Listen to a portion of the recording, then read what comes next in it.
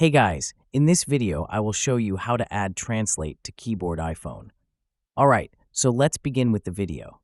If you want to add a Translate feature to your keyboard on iPhone, it's important to note that the default iOS keyboard doesn't offer built-in translation.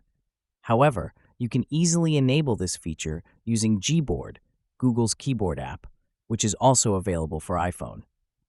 To begin, download the Google Keyboard like Gboard app from the App Store. Once Gboard is installed, you need to set it as your default keyboard. Open your iPhone's settings, here scroll down and tap on Apps. From the top, select Default Apps, then scroll and tap on Keyboards. Now choose the option Add New Keyboard, and from the list, select Gboard. After adding it, tap on Gboard again and enable full access by turning the toggle on. Now that Gboard is installed and fully enabled, you need to switch to it while typing. Open any chat app or text input field. If your iPhone still shows the default iOS keyboard, tap and hold the globe icon in the bottom left corner and switch to Gboard. Once Gboard is active, you can access the Translate feature. Tap the G icon on the keyboard.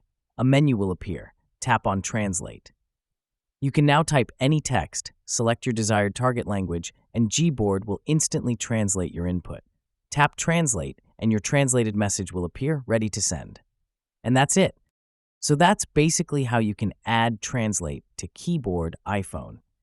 So that's all for this video. Consider subscribing if you find it helpful, and I'll catch you in the next one. Thanks.